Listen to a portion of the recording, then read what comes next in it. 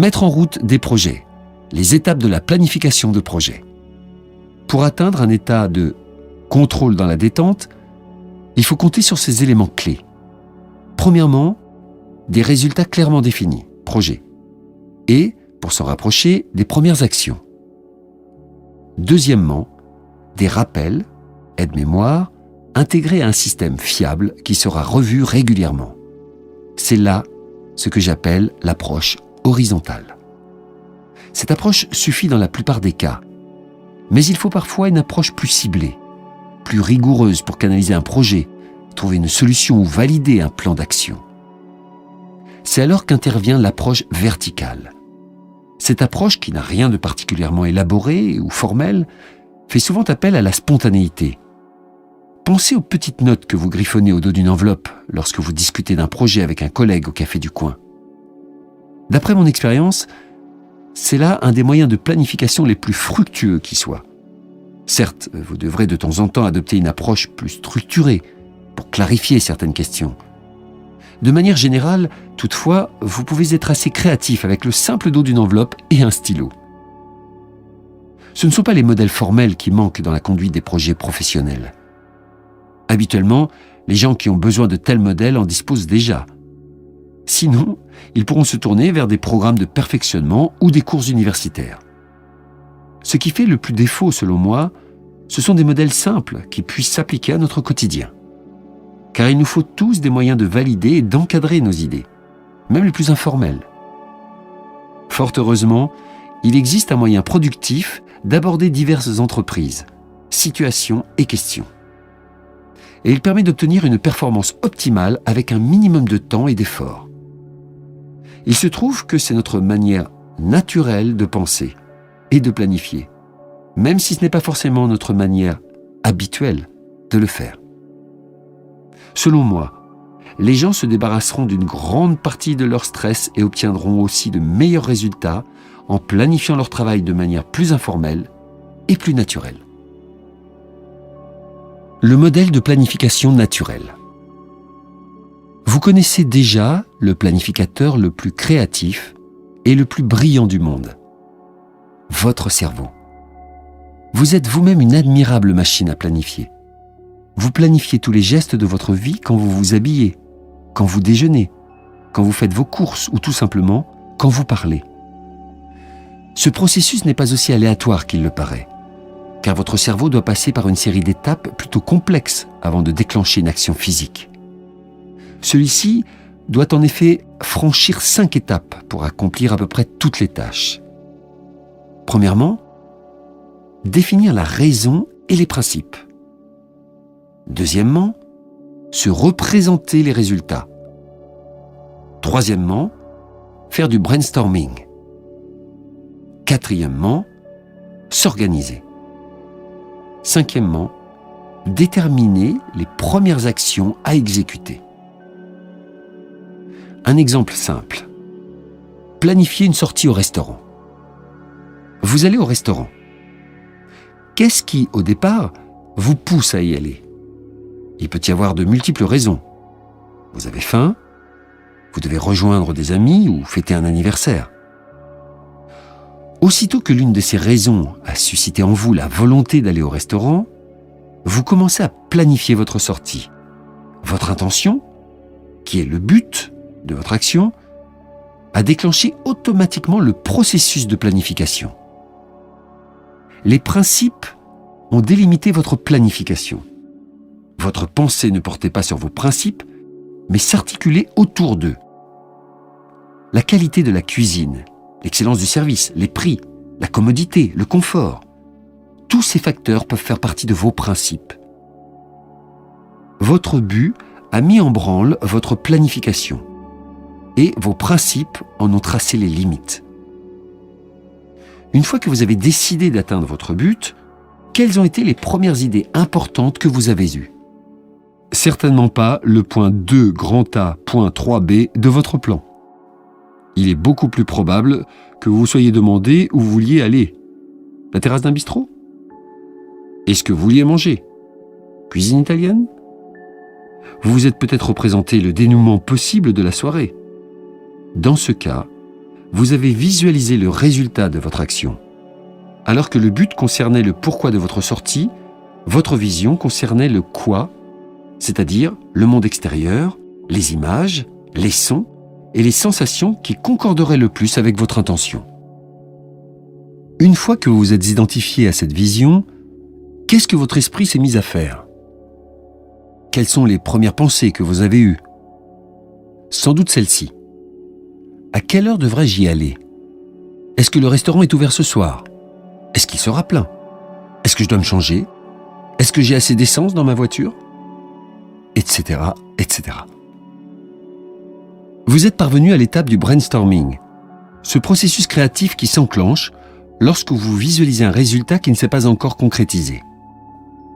Votre cerveau s'est arrêté à l'écart entre le résultat anticipé et la situation réelle et a tenté de résoudre cette dissonance cognitive en remplissant les vides. Remarquez que toutes ces pensées se sont enchaînées de manière aléatoire et spontanée. Vous n'aviez nul besoin de les noter sur une feuille de papier, car votre esprit s'est chargé de gérer tout le processus. Dès que vous avez réuni une quantité suffisante d'idées, vous avez été spontanément porté à les organiser. Vous vous êtes dit « Vérifions d'abord si le restaurant est ouvert » ou encore « Appelons les Dupont pour leur demander s'ils veulent se joindre à nous ». Une fois qu'il a produit diverses idées liées au résultat à atteindre, votre esprit s'est mis automatiquement à les trier par composantes, priorités et séquences. Exemple de composantes.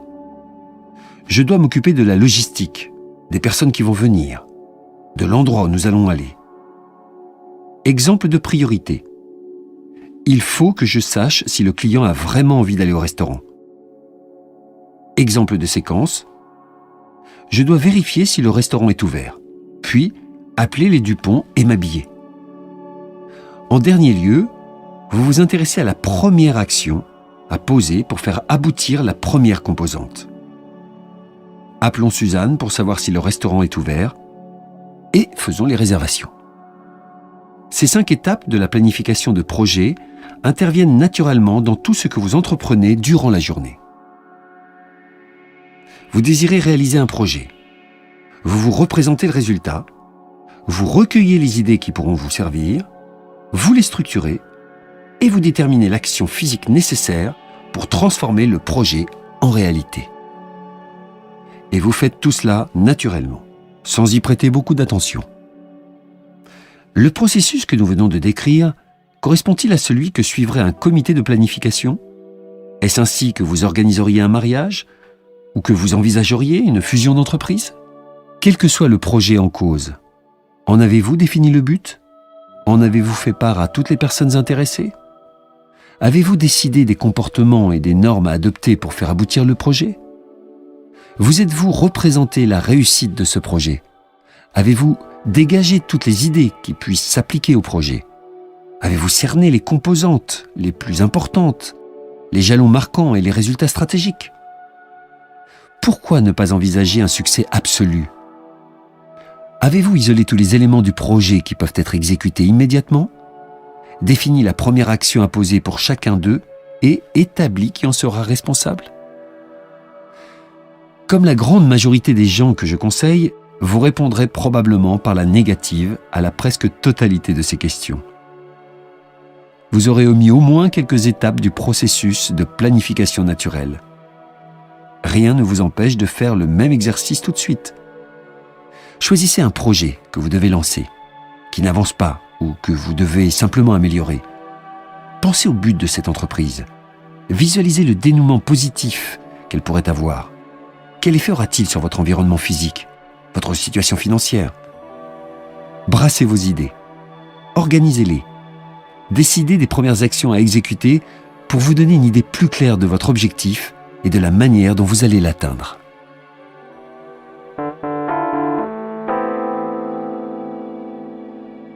Technique de planification naturelle. Les 5 étapes. Comment tirer parti de la tendance naturelle de notre esprit à planifier? Comment exploiter ce modèle pour améliorer nos résultats et notre démarche? examinons les 5 étapes de la planification naturelle et demandons-nous comment nous pouvons les optimiser. L'intention. Il est toujours bénéfique de se demander pourquoi nous faisons les choses et même de fouiller cette question à fond. Pourquoi allez-vous à votre prochaine réunion? Quel est le but de votre mandat? Pourquoi invitez-vous des amis à un barbecue? Le fait de connaître le but de nos activités est l'une des conditions fondamentales de la perspicacité, de la créativité et de la coopération. Quand un tel se plaint d'avoir trop de réunions, je lui demande « Quel est le but de ces réunions ?» Quand un autre me demande quelle personne inviter à une rencontre de planification, je réponds « Quel est l'objet de la rencontre ?» Tant que le client n'a pas réponse à mes questions, je n'ai pas réponse aux siennes. Vouloir mettre sur pied un bon service, par exemple, c'est se fixer un objectif un peu insaisissable. Car qu'est-ce au juste qu'un bon service? Une équipe motivée, toujours prête à collaborer et à prendre des initiatives? Un service qui ne dépasse pas ses limites de budget? En d'autres termes, si vous ne savez pas vraiment si vous vous approchez de votre objectif ou si vous en déviez, vous naviguez sans compas. Ce qu'il vous faut, donc, ce sont des repères vous indiquant quand vous vous éloignez de votre but. Les principes. Les valeurs et normes personnelles jouent un rôle d'égale importance dans la conduite d'un projet. Il est facile d'oublier à quel point elles influent sur nous, jusqu'à ce que nous les enfreignions. Nous nous découvrons alors distraits, stressés et moins productifs qu'à l'ordinaire. Il existe une manière très efficace de mettre le doigt sur vos principes. Il suffit de compléter la phrase suivante. Je donnerai entièrement le feu vert à l'équipe à condition que... Point de suspension. Que quoi?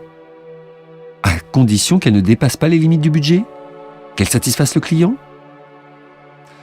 Quand votre entourage adopte ou autorise des comportements contraires à vos normes, votre stress risque de s'aggraver. Si vous n'avez jamais connu une telle situation, vous êtes sans doute béni des dieux. Dans le cas contraire, il serait bon de vous interroger sur vos principes et de les clarifier. Vous pourriez commencer par vous poser la question suivante. Quels sont les comportements qui minent mes efforts et comment puis-je les prévenir?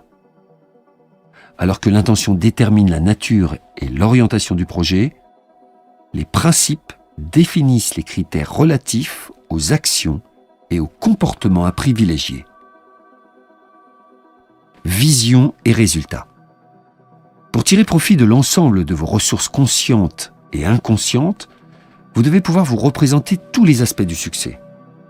À quoi ressemblerait un projet réussi? Quelle en serait la forme finale? Quelles en seraient les retombées? Voici quelques exemples de dénouement positif. La part du marché a augmenté de 2% dans le secteur nord par rapport à l'année dernière. Votre fille a une idée claire des résultats qu'elle veut atteindre à la fin de son premier semestre universitaire. Il est facile de visualiser le résultat d'une action qui nous est familière. Il est plus difficile de se représenter une réussite en terrain inconnu. Beaucoup de gens n'oseront même pas se représenter un bon résultat tant qu'on ne leur aura pas indiqué comment y arriver. C'est malheureusement le processus inverse de celui qui suit notre esprit pour produire et reconnaître des solutions. Dans le travail du savoir, l'une des aptitudes les plus puissantes et l'un des instruments les plus importants de développement et de perfectionnement est la capacité de clarifier les résultats voulus. Voici les 3 étapes de base à suivre pour vous doter d'une vision. Premièrement, percevoir le projet au-delà de sa date d'achèvement. Deuxièmement, envisager un succès absolu. Oubliez tous les « oui, mais ». Troisièmement, notez toutes les caractéristiques et qualités du projet telles que vous les imaginez. Quand je leur demande de créer un tel scénario, Mes clients sont souvent saisis d'enthousiasme face à leur projet, surtout quand ils y remarquent un aspect unique ou positif qui leur avait échappé jusqu'alors. Pourquoi ne pas commencer par vous dire « ce serait merveilleux si… » C'est un point de départ tout à fait acceptable, du moins tant que vous n'êtes pas encore en quête de solutions. Le brainstorming. Une fois que vous savez quel résultat vous voulez atteindre et pourquoi vous voulez l'atteindre, le comment entre en jeu. Comme la situation que vous vous représentez diffère de la situation réelle, votre esprit se met automatiquement à combler le fossé et à remplir les vides. C'est l'étape du brainstorming. Les idées jaillissent pêle-mêle, petites ou grandes, bonnes ou moins bonnes. Ce processus interne et silencieux permet de gérer bien des situations. Dans certains cas, toutefois, le fait de coucher vos idées sur papier peut stimuler remarquablement votre réflexion. Les principes du brainstorming. Il existe de nombreuses techniques pour faciliter le brainstorming et l'éclosion de nouvelles idées. Aussi diverses qu'elles soient, elles reposent toutes sur des principes de base que l'on peut résumer ainsi. S'abstenir de juger, de contester, d'évaluer ou de critiquer. Préférer la quantité à la qualité. Mettre en veilleuse l'analyse et l'organisation. L'organisation. Si vous avez évacué de votre esprit toutes les idées qui vous sont venues au stade du brainstorming, vous constaterez qu'un ordre naturel se met en place. Dès qu'on a exprimé toutes ces idées et qu'on les a devant soi, on s'aperçoit automatiquement que des relations naturelles s'établissent entre elles et qu'une structure se forme. En général, la structuration découle de la définition des composantes et des sous-composantes, des séquences d'événements ou des priorités. Quels sont les éléments qui doivent intervenir pour produire le résultat final?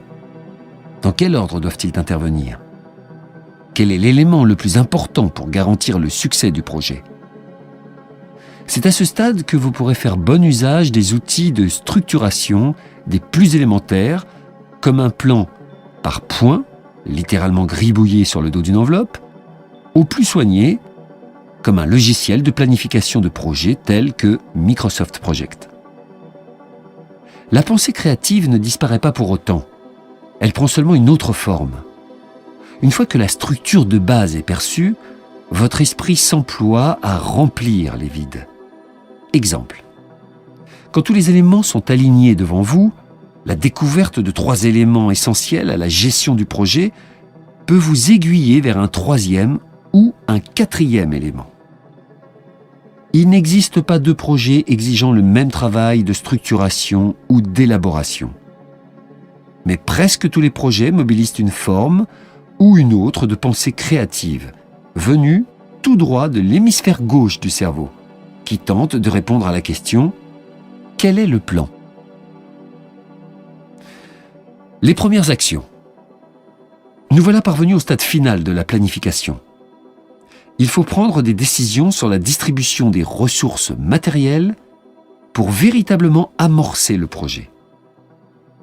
La question qu'il faut se poser ici est la suivante.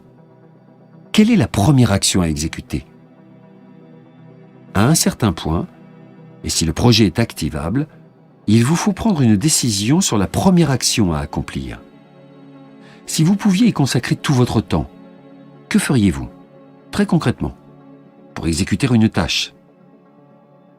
Si vous n'êtes pas en mesure de répondre à cette question, vous devez revenir à un stade antérieur de la séquence de planification de projet pour clarifier davantage les éléments en jeu.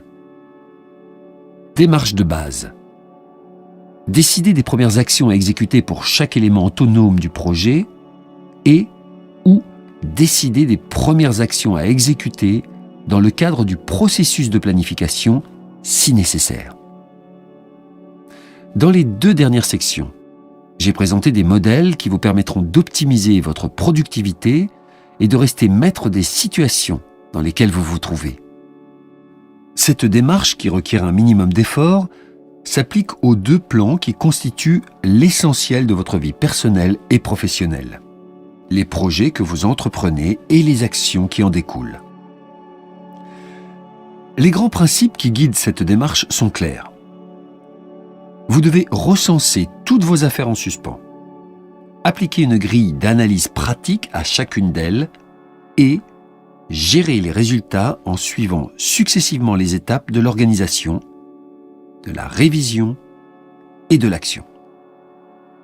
Pour tous les projets que vous êtes engagés d'une manière ou d'une autre à réaliser, le modèle de planification naturelle vous aidera à cheminer du point de départ au point d'arrivée.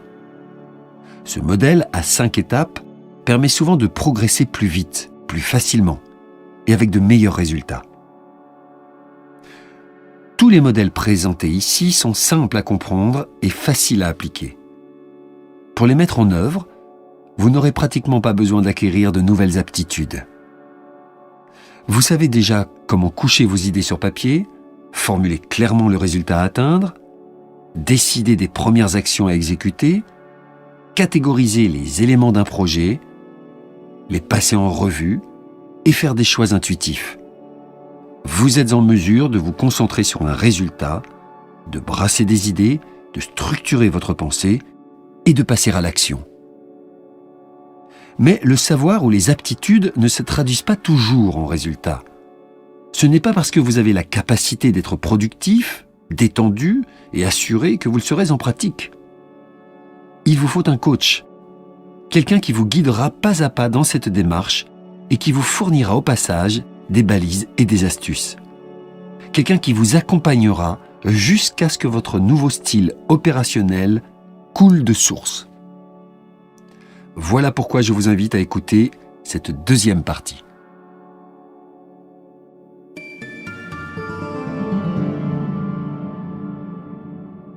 Préparatifs, temps, espace et outils. Dans la première partie, j'ai esquissé le cadre conceptuel d'une gestion contrôlée du flux de travail et tracé les grandes lignes de son application.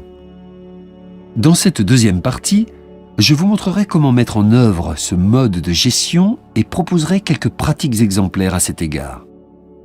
Je présenterai aussi une suite logique de mesures à suivre pour faciliter l'application de cette méthode et vous aider à en tirer le plus grand profit possible.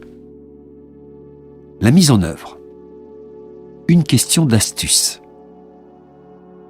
Si vous n'êtes pas sûr de vouloir vous lancer dans l'application intégrale de cette méthode, sachez que vous y trouverez à tout le moins des trucs et astuces fort utiles.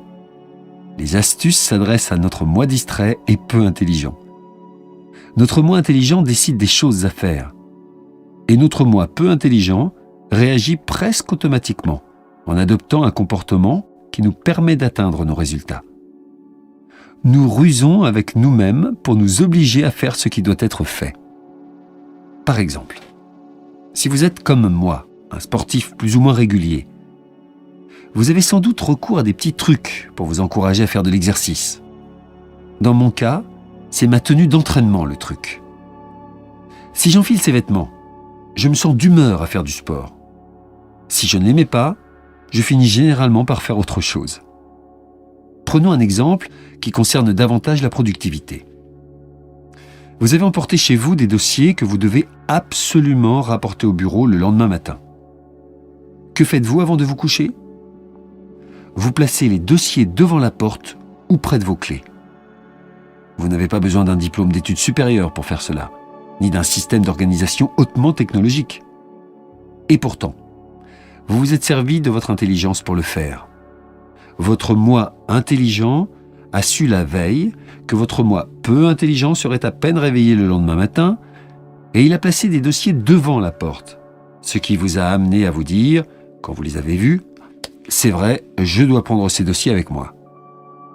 C'est sans ironie aucune une véritable prouesse. C'est un truc que j'appelle « devant la porte ».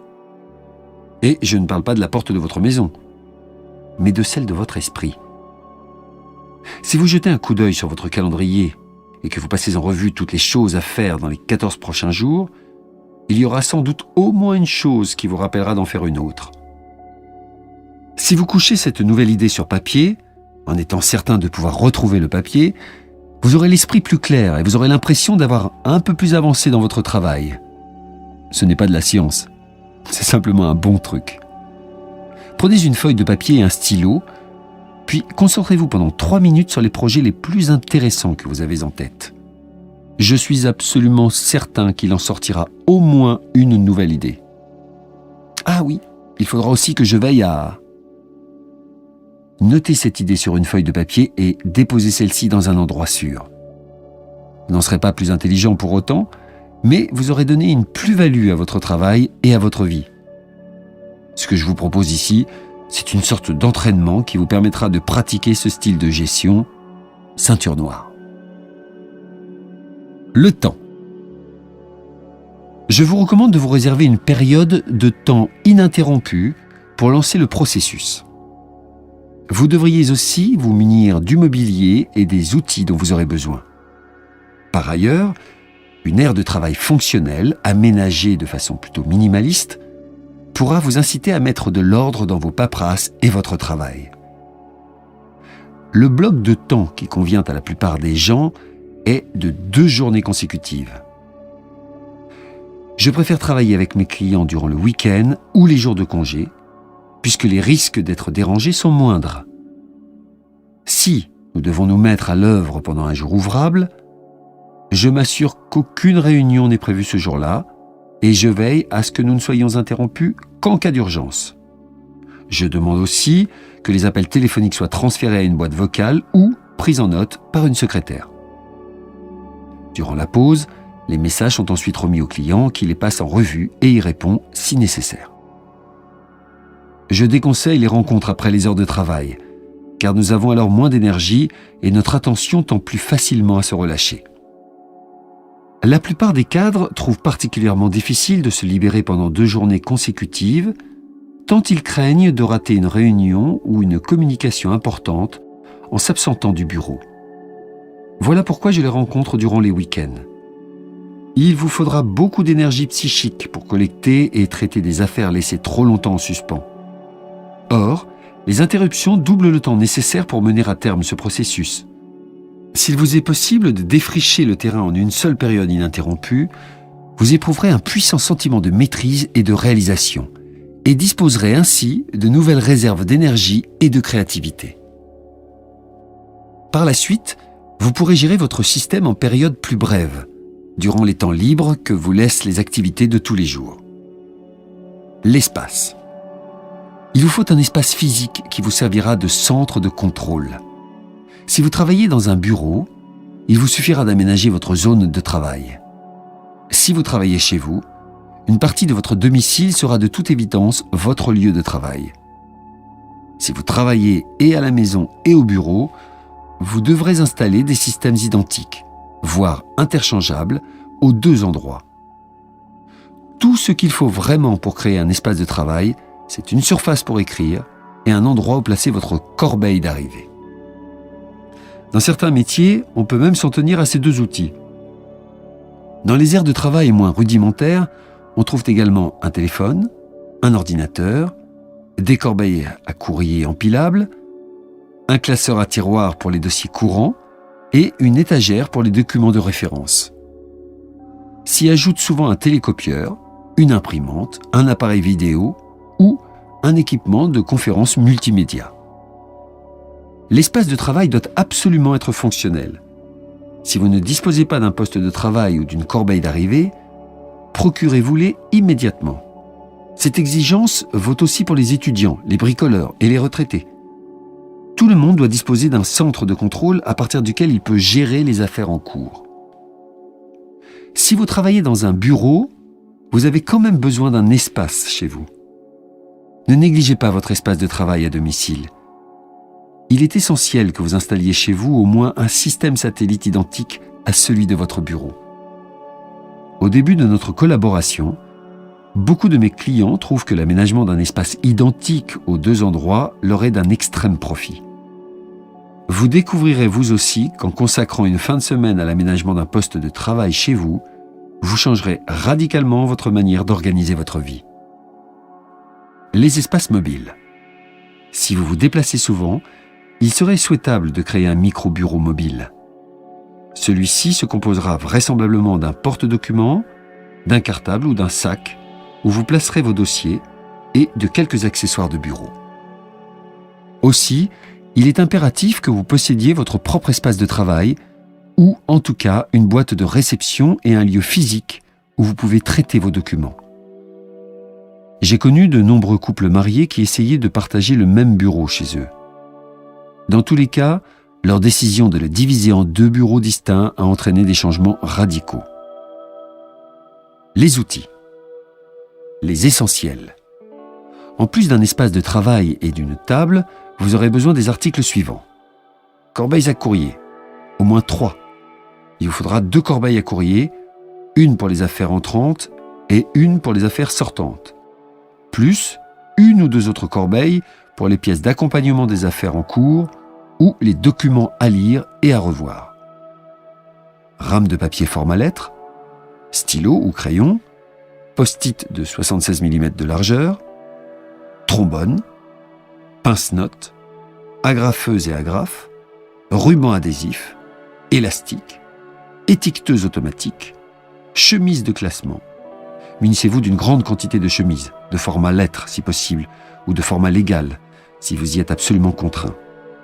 Procurez-vous également une quantité égale de dossiers suspendus si votre système de classement l'exige.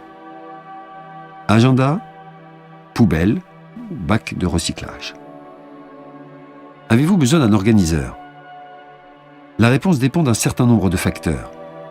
Sous quelle forme voulez-vous visualiser vos rappels d'action, le programme de vos activités et vos projets ? Où et à quelle fréquence devrez-vous les revoir ? Devez-vous conserver les outils dont vous vous servez actuellement pour mettre en œuvre la méthode GTD ou devez-vous en changer ? Eh bien, l'une ou l'autre de ces options peut être indiquée du moment qu'elle vous permet de mieux utiliser vos outils. Plusieurs facteurs d'efficience doivent être pris en compte. Si vous recevez un grand nombre de données numériques, ne serait-il pas plus facile de les gérer avec un outil numérique ? Un agenda papier ne serait-il pas plus pratique pour noter les rendez-vous que vous devez prendre et que vous devez parfois changer à la dernière minute ? Avez-vous besoin de rappels de tâches à exécuter quand il ne vous est pas possible de transporter vos dossiers, etc. Il ne faut pas négliger non plus les facteurs esthétiques ou ludiques. Il m'est arrivé de mettre de l'ordre dans mes affaires, tout simplement parce que je cherchais une excuse pour jouer avec un nouvel organiseur de poche.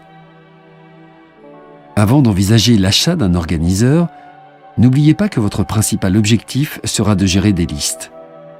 Vous devez être en mesure de les créer à la volée et de les revoir facilement et régulièrement. Ce qui importe avant tout, c'est de savoir comment dresser des listes et comment s'en servir. Le médium n'a pas grande importance.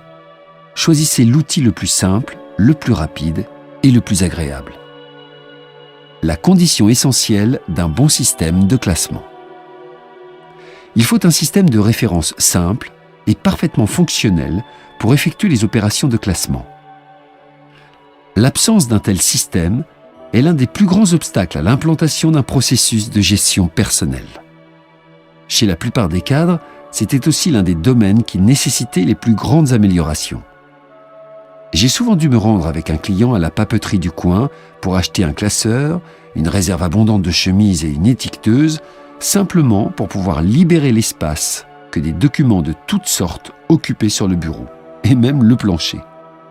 Nous parlons ici essentiellement du classement des documents de référence générale, et non du classement des contrats, des renseignements financiers et d'autres types de données qui doivent être placés et répertoriés à part.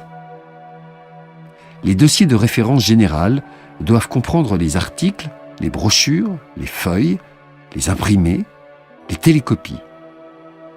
En un mot, tous les documents que vous voulez conserver pour l'utilité et l'intérêt qu'ils présentent, mais qui ne trouvent pas place dans les systèmes de classement spécialisés et ne peuvent pas tenir sur une étagère. Je vous recommande fortement de gérer votre propre système de classement. Autre recommandation.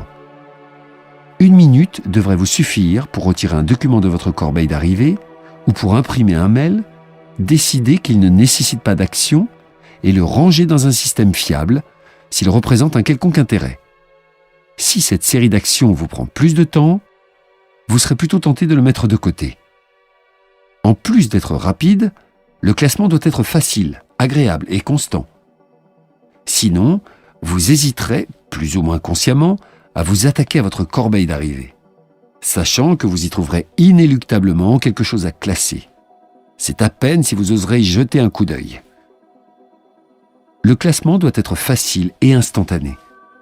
Si vous devez vous lever chaque fois qu'il faut classer un document, vous aurez plutôt tendance à le mettre de côté. Et encore une fois, vous risquez de devenir allergique au processus de rangement tout entier. Beaucoup de mes clients ont réaménagé leur espace de travail de manière à pouvoir accéder à leur classeur sans se lever de leur bureau. Je n'adopte qu'un seul et unique système de classement par ordre alphabétique. Certaines personnes tiennent à classer leurs documents selon un système que seuls maîtrisent. Ils les trieront par projet ou en fonction de priorités personnelles, par exemple. Cette pratique multiplie malheureusement le nombre d'endroits où chercher un document est garé.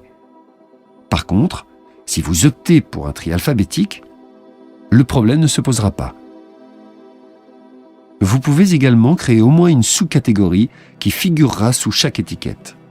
Par exemple, le sujet « jardinage » pourra être subdivisé en 2 sous-catégories comme « jardinage pot » et « jardinage idée » qui seront classés sous la lettre J. Je consacre actuellement 4 tiroirs de classeurs à mes dossiers de référence générale. En outre, chaque tiroir porte une étiquette indiquant son contenu. A à E, F à L, etc. De la sorte, je sais exactement où classer mes dossiers. De temps en temps, la documentation de référence sur un sujet ou un projet atteint un tel volume qu'il faut lui réserver un tiroir ou un classeur distinct. Dans le cas où ce genre de documentation occupe moins de la moitié d'un tiroir, je vous recommande de l'inclure dans le système générique de classement par ordre alphabétique. Quelques conseils sur le classement. Faites une réserve abondante de chemises de classement. Rien ne ralentit plus notre travail que d'avoir des dossiers à classer et de ne pas avoir suffisamment de chemises à portée de main pour le faire. Remplissez vos tiroirs à moins des 3/4. Si vos tiroirs sont trop pleins, vous rechignerez inconsciemment à y insérer de nouveaux dossiers. Et vous serez porté à laisser ces dossiers s'empiler. Mais soyons sérieux. Si vos dossiers méritent que vous les conserviez, ils méritent aussi que vous les placiez dans un endroit suffisamment aéré pour que vous puissiez les trouver et les retirer, n'est-ce pas? Sinon, pourquoi les garderiez-vous? Étiquetez vos chemises de classement avec une étiqueteuse automatique.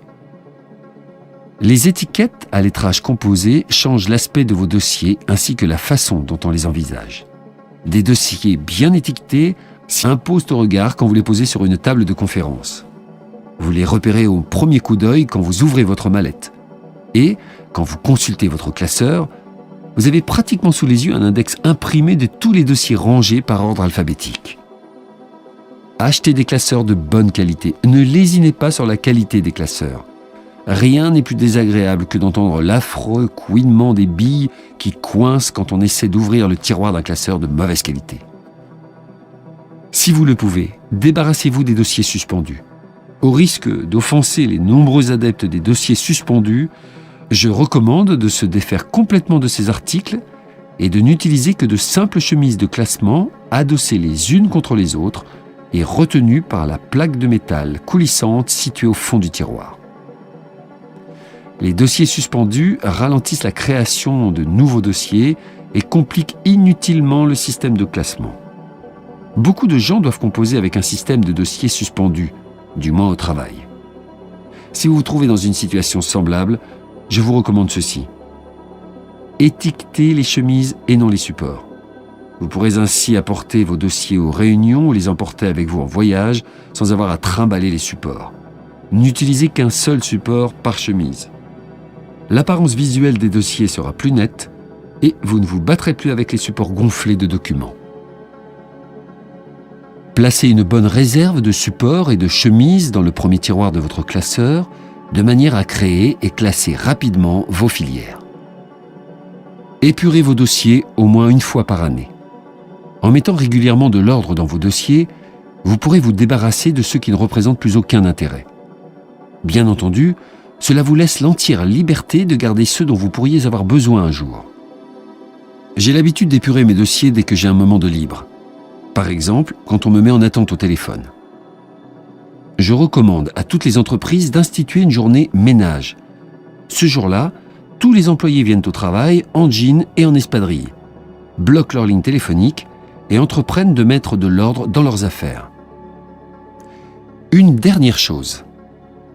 Si vous avez décidé de consacrer un bloc de temps fixe à la préparation de votre système de gestion du flux du travail, il vous reste une dernière chose à faire pour en tirer un profit optimal. Vous libérer de toute autre obligation durant cette période. Si vous avez un coup de fil à passer ou une question à demander à votre épouse, faites-le tout de suite. Ou bien, promettez-vous de le faire plus tard et inscrivez le moment où vous allez le faire dans un aide-mémoire quelconque pour ne pas l'oublier. Il est essentiel que vous concentriez toute votre attention sur le travail en cours. Vous êtes prêts ?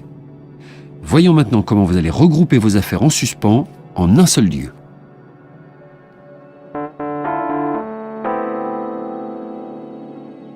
La collecte. Regroupez vos affaires en suspens. La section précédente présentait les directives de base pour collecter vos documents. Cette section vous expliquera en détail comment regrouper toutes vos affaires en suspens dans un seul lieu, une seule boîte d'entrée. Vous pouvez certes tirer un certain profit à collecter quelques nouvelles idées sur vos projets en cours, mais la méthode de collecte que je vous propose sera infiniment plus efficace si vous l'appliquez dans son intégralité. Elle multipliera au centuple les avantages de la collecte et vous fournira de nouvelles balises pour maîtriser le flux de votre travail. Chez les clients que j'initie à ce processus, la collecte prend généralement de 1 à 6 heures. Mais rassurez-vous, si vous y consacrez au moins 2 heures, vous pourrez recenser la grande majorité de vos affaires en suspens. Dans les faits, il vous sera probablement impossible d'appliquer ce processus en tout temps. Mais à défaut d'y parvenir totalement, vous devez essayer d'en faire un objectif, dont vous ne dévierez qu'exceptionnellement. Il y a plusieurs raisons pratiques de réunir les éléments qui accaparent votre esprit avant de les traiter. Premièrement, il est utile d'avoir une idée de volume d'affaires en suspens qui nous attend. Deuxièmement, il est bon de savoir quand nous atteindrons le bout du tunnel. Troisièmement, au moment de traiter et d'organiser les éléments, nous ne devons pas nous laisser ralentir par une masse amorphe d'idées qui croupissent quelque part. En regroupant tous les éléments qui retiennent notre attention, nous saurons mieux les maîtriser. L'idée de réunir en un seul lieu toutes sortes de choses qui ne sont pas à leur place peut avoir quelque chose de décourageant. La démarche elle-même peut sembler un peu contre-intuitive, dans la mesure où la plupart de ces choses n'étaient pas et ne sont toujours pas importantes, et que c'est précisément pour cette raison que vous y avez prêté peu d'attention. Pensez à ces cartes professionnelles qui s'accumulent pêle-mêle dans votre portefeuille, à l'imprimante vétuste que vous ne vous résignez pas à remplacer. Ce sont là des petites choses, certes, mais elles vous narguent, car vous ne les avez ni oubliées ni réglées. Du fait que vous pensez qu'il y aurait peut-être quelque chose à faire à leur sujet, vous leur consacrez beaucoup plus d'énergie psychique qu'elles n'en méritent. Dites-vous bien qu'il n'y a rien de mal à ne pas faire quelque chose, à condition de savoir qu'on ne le fait pas. On commence ? Prenez votre boîte d'entrée et une pile de papier pour prendre des notes. Puis, partez. La collecte physique. La première chose à faire est de débarrasser votre environnement physique de tout ce qui, sous sa forme actuelle, n'est pas à sa place définitive et de le déposer dans la boîte d'entrée. Question reliée à la collecte. Au cours de cette étape, l'une ou plusieurs des situations suivantes peuvent se présenter à vous. Que faire si un objet est trop gros pour tenir dans la boîte d'entrée ? Si vous ne pouvez pas déposer un objet dans cette boîte, représentez-le par une note. Supposons qu'il y ait un tableau devant la porte de votre bureau, par exemple. Écrivez « Tableau devant la porte » sur une feuille de papier de format lettre et mettez celle-ci dans la boîte. N'oubliez pas de dater la note. C'est d'ailleurs une excellente habitude que de dater toutes vos notes. Et si la pile de papier est trop volumineuse pour tenir dans la boîte d'entrée, la masse de papier que vous collecterez sera probablement trop volumineuse pour être déposée en piles bien nettes dans la boîte d'entrée. Dans ce cas, formez des piles que vous disposerez autour de cette boîte et, si besoin est, à même le sol. Ces piles seront vidées aux étapes du traitement et de l'organisation. Mettez tout de suite à la poubelle les articles qui ne servent plus à rien. S'il saute aux yeux qu'un élément n'est plus d'aucune utilité, n'hésitez pas, jetez-le tout de suite à la poubelle. Si vous ne savez pas vraiment à quoi correspond l'objet que vous tenez entre les mains, ou s'il vaut la peine de le conserver, placez-le dans la boîte d'entrée. Que faire si des éléments figurent déjà sur des listes ou des organiseurs? Il se peut que certaines listes se trouvent déjà dans un système d'organisation en place. À moins que vous ne soyez très familier avec le modèle de gestion du flux du travail que je vous propose et que vous ne l'ayez déjà mis en application, je vous recommande de considérer ces listes comme des affaires à traiter, au même titre que tous les autres éléments que vous déposez dans votre boîte d'entrée. Que faire si vous ne voulez pas perdre la trace d'un document? En cours de collecte, il arrive souvent qu'un client découvre un papier ou un document dont il avait oublié l'existence, mais qui revêt une importance immédiate. Si vous vous trouvez dans ce genre de situation, demandez-vous d'abord si vous devez absolument donner suite au document en question avant la fin de la collecte. Si oui, acquittez-vous de cette tâche tout de suite de manière à vous libérer l'esprit. Sinon, mettez le document dans votre boîte d'entrée. Puisque vous allez bientôt vider votre boîte et traiter tous les éléments qu'elle contient, vous ne risquez pas de perdre votre document. Vous êtes prêts? Commencez par placer dans la boîte d'entrée toutes les choses qui devraient s'y trouver, mais qui gisent pour l'instant sur votre bureau. Bien des gens se servent du dessus de leur bureau comme d'une énorme boîte d'entrée. Si vous êtes de ceux-là, les piles de paperasse éparpillées sur cette surface constitueront le point de départ de votre collecte. Voici certains des éléments que l'on trouve le plus fréquemment sur un bureau. Piles de lettres et de notes de service, messages d'appel téléphonique, paquets de cartes professionnelles, notes de réunion. Évitez de vous dire, comme presque tout le monde le fait au début, que vous savez très bien ce que vos piles contiennent et que vous préférez les laisser là où elles sont. C'est précisément ce genre d'attitude qui vous a nui jusqu'à présent, et c'est pourquoi vous devez faire disparaître ces piles. Tout en désencombrant votre surface de travail, demandez-vous si vous avez l'intention de changer certains des outils et appareils qui s'y trouvent. Le téléphone, l'ordinateur et le bureau lui-même. Si quoi que ce soit doit être changé, indiquez-le sur une feuille et mettez celle-ci dans la boîte d'entrée. Passez à tout ce qui se trouve, sans raison apparente, sur les dessus d'armoires, de comptoirs ou de classeurs. Il s'agira souvent de magazines, de journaux, de lettres, de dossiers divers et de documents d'accompagnement. Collectez-les. Vous trouverez peut-être aussi des documents de référence que vous avez récemment consultés et que vous n'avez pas rangés. Si tel est le cas et que vous pouvez les replacer rapidement dans le classeur ou l'étagère qui leur est assignée, faites-le. Demandez-vous toutefois si ces documents peuvent faire l'objet d'une action avant de les ranger. Dans l'affirmative, mettez-les dans la boîte d'entrée en vue de les traiter plus tard. Examinez l'intérieur des armoires. Qu'y trouvez-vous? Y a-t-il des choses brisées ou périmées? Il m'arrive souvent de déterrer de fonds d'armoire des objets de collection ou des souvenirs qui n'ont plus aucune valeur sentimentale pour mes clients. L'un d'entre eux, qui était directeur général d'une compagnie d'assurance, a fini par remplir une poubelle de prix de reconnaissance qu'il avait accumulés au fil du temps. Si vous n'avez d'autre choix que de vider entièrement vos armoires afin d'en réorganiser le contenu, contentez-vous d'en faire l'objet d'une note que vous mettrez dans la boîte d'entrée. Ensuite, les tableaux d'affichage. Sont-ils encombrés de petites choses qui nécessitent une action ou une autre de votre part? Y a-t-il des papiers collés au mur qui ne sont pas à leur place? Y a-t-il quelque chose à faire au sujet des photographies, œuvres d'art, objets décoratifs et prix que vous trouvez? Et les étagères?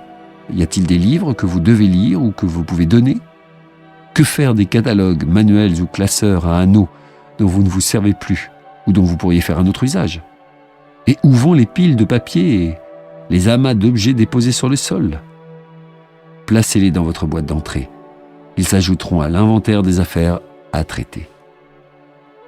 Y a-t-il quelque chose à faire ou à changer à propos de l'équipement, du mobilier ou de l'espace physique lui-même? Les appareils sont-ils en bon état? L'éclairage est-il convenable? S'il existe des éléments activables, vous savez désormais quoi faire. Rédiger une note et la mettre dans la boîte d'entrée. Selon l'étendue du travail de collecte que vous vous fixez, vous déciderez peut-être d'appliquer le même type de démarche à tous les endroits où vous conservez vos affaires. Balayez l'espace mental. Quand vous serez certain d'avoir collecté tous les éléments encombrant votre environnement physique, il faudra vous attaquer à ceux qui occupent votre mémoire vive psychique.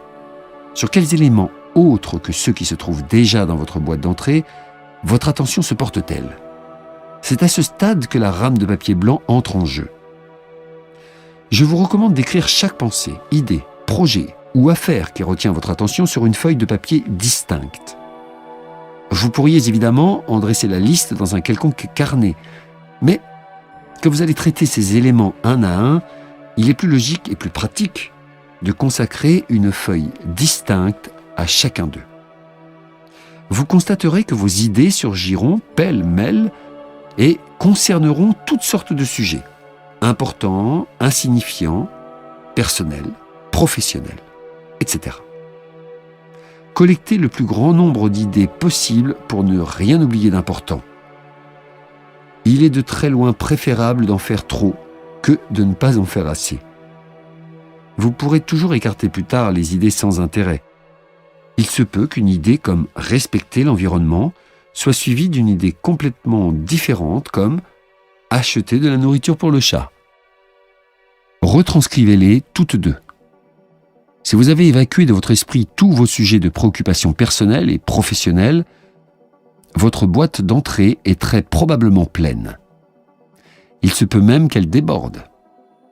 En plus des feuilles de papier et des objets que vous y avez déposés, vous devez y intégrer tout message courant issu de votre boîte vocale.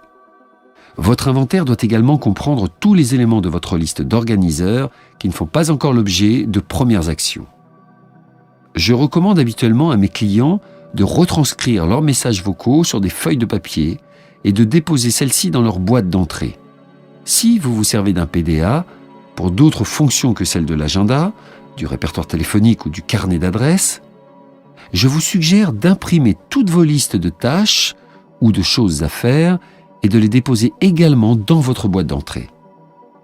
En ce qui concerne les mails, il vaut mieux les laisser sur un support informatique.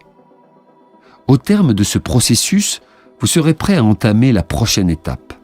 Ce sont ces méthodes que je présenterai dans la prochaine section.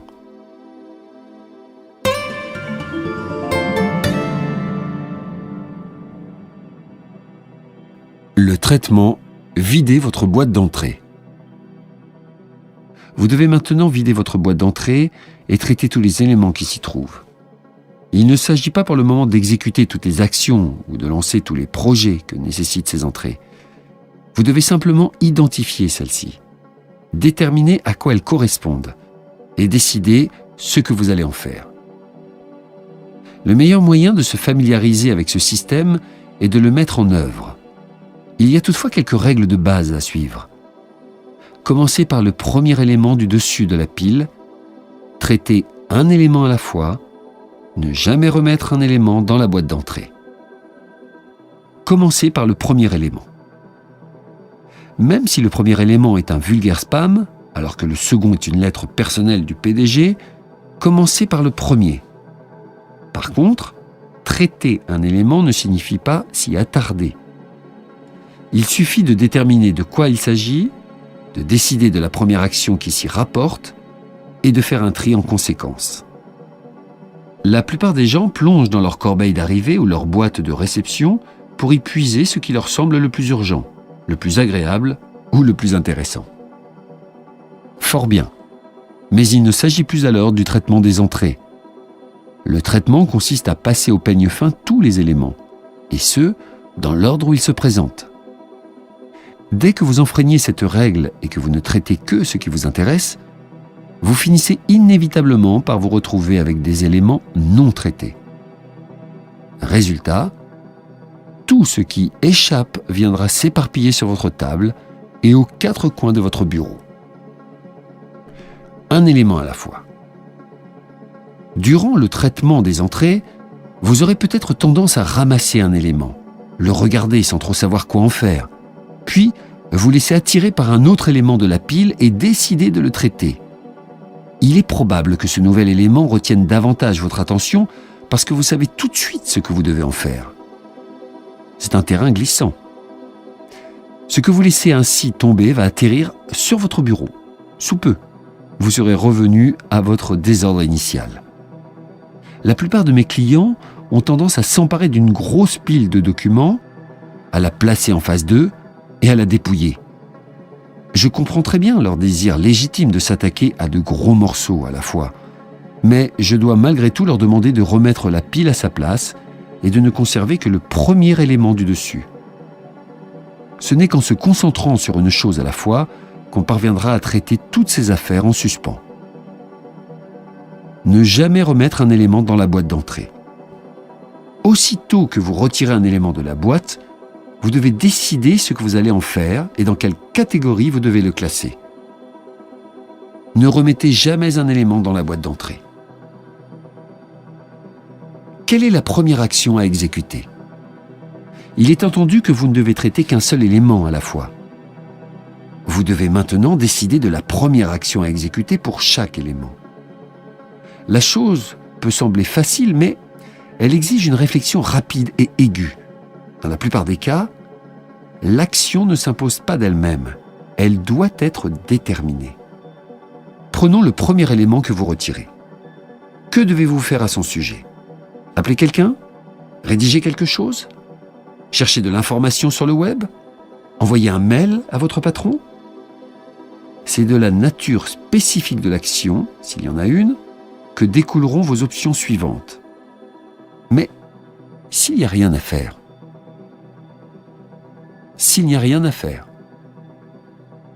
il est à peu près sûr que certaines de vos entrées ne nécessiteront pas d'action. 3 types d'éléments entrent dans cette catégorie d'entrées non activables. Poubelle. Si vous avez suivi mes recommandations, vous avez très certainement déjà jeté beaucoup de choses à l'étape de la collecte.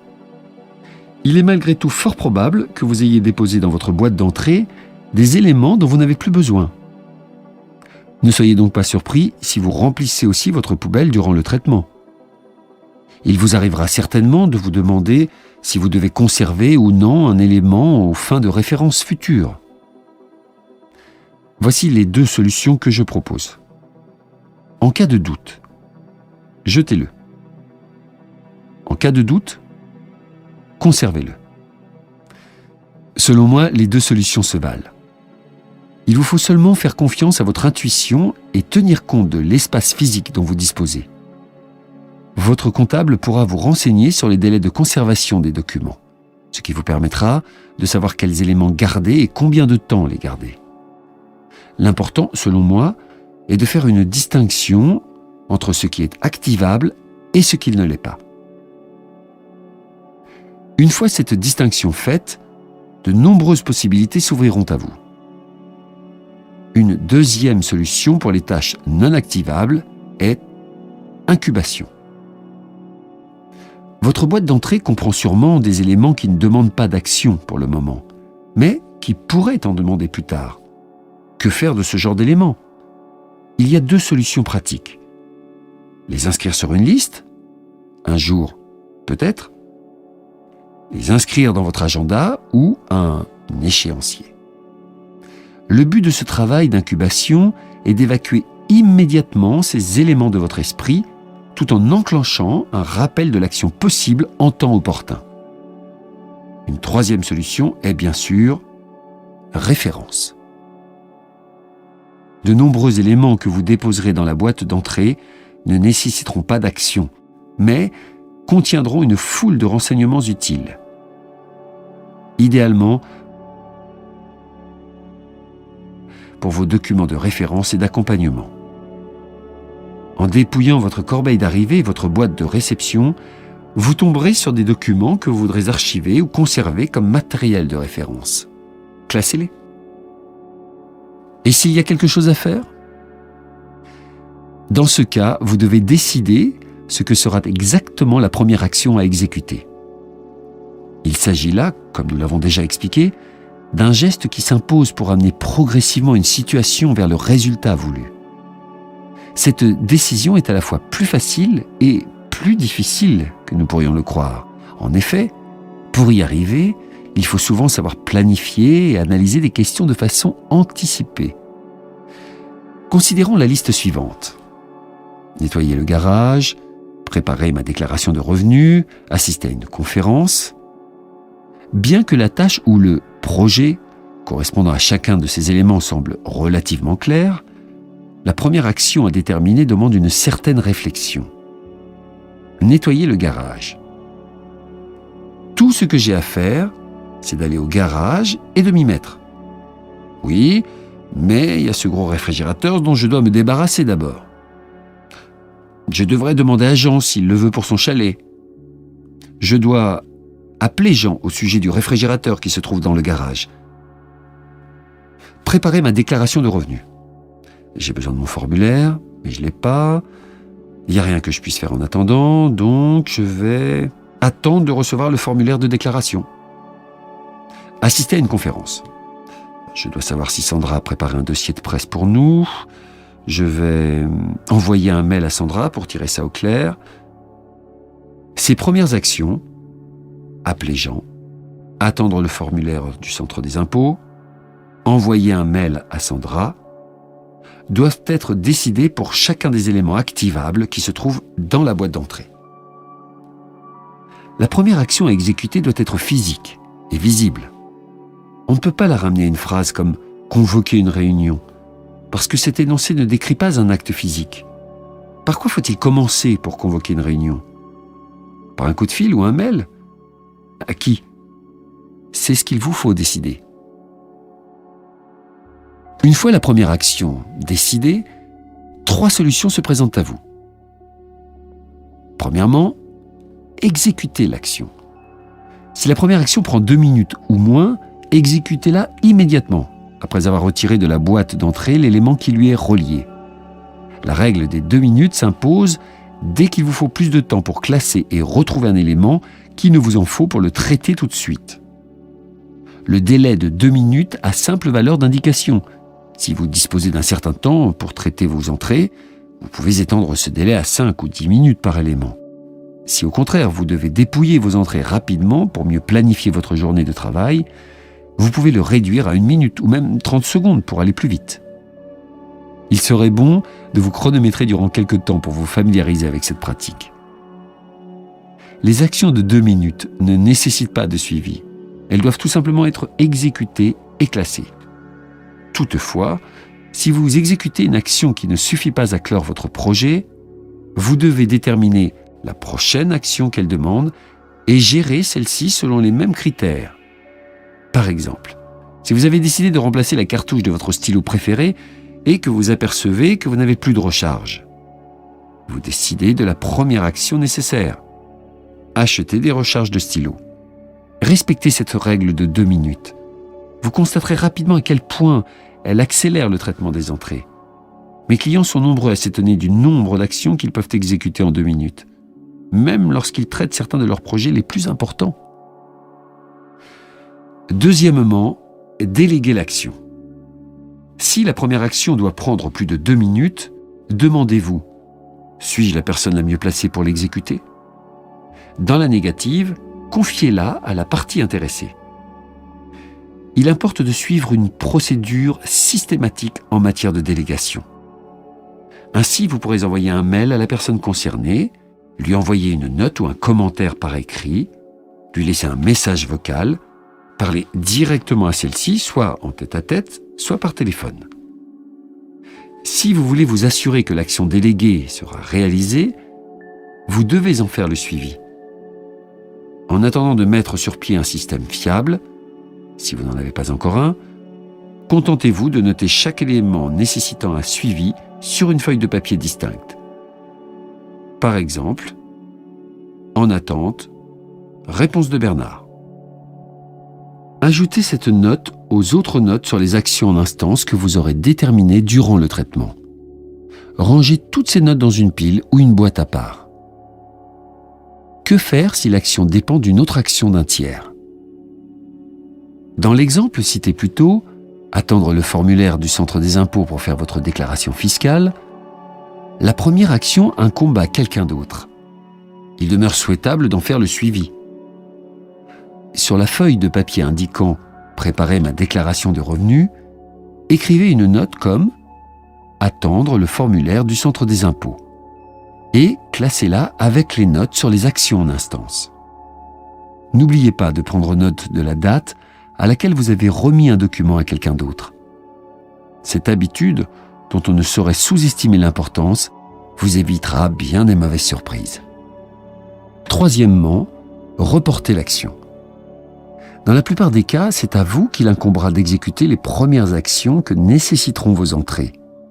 Et ces actions prendront probablement plus de 2 minutes.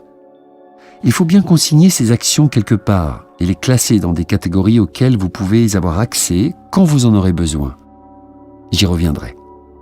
Pour l'instant, collez des post-it indiquant l'action à exécuter sur ce genre d'entrée et ajoutez ces notes à la pile de notes sur les actions en instance que vous avez traitées. Si vous avez suivi les directives présentées dans cette section, vous avez jeté des centaines d'éléments et vous en avez classé autant. Vous avez aussi exécuté un certain nombre d'actions, celles qui prenaient moins de 2 minutes, et vous avez délégué certaines actions à d'autres personnes. Vous avez également regroupé les éléments activables, à exécuter bientôt, un jour ou à une date déterminée, ainsi que des rappels portant sur des actions qui seront exécutées par des tiers. Ce groupe d'actions, en instance, comprend les actions que vous avez déléguées et celles que vous avez reportées. Ces actions doivent faire l'objet d'un suivi régulier. Définir vos projets. Il reste une dernière étape pour achever de traiter les entrées. Passer du détail à la vision d'ensemble. En d'autres termes, définir vos projets. Au risque de me répéter, je donne au mot « projet » le sens de tout travail, dont le résultat demande plus d'une étape. Si vous passez en revue l'inventaire des actions que vous avez déjà enclenchées, appelez Franck à propos du système d'alarme de la voiture, mail à Bernadette pour lui demander de préparer les documents pour la conférence, etc., vous repérerez sans difficulté les éléments qui dépassent la seule action que vous avez définie. En effet, il reste encore quelque chose à faire après avoir appelé Franck et écrit à Bernadette. Si je donne au mot « projet » une définition aussi vaste, c'est pour une raison fort simple. Si l'action enclenchée ne suffit pas pour produire le résultat voulu, vous devez vous fixer des repères vous permettant d'atteindre ce résultat. Vous devez créer une liste de projets. Une telle liste peut comprendre des éléments aussi divers que organiser un dîner du personnel pour les fêtes ou mettre à jour le régime d'avantages sociaux. Le but de ces listes n'est pas d'établir des priorités, mais de créer des emplacements sûrs pour les affaires en suspens. Vous pouvez faire ces listes de projets pendant le traitement de vos entrées ou après l'établissement de vos listes d'actions. Cela importe peu. Ce qui compte, c'est non seulement de les créer, mais de les conserver et de les mettre à jour, car elles seront indispensables pour faire le point sur le travail accompli et le résultat à atteindre.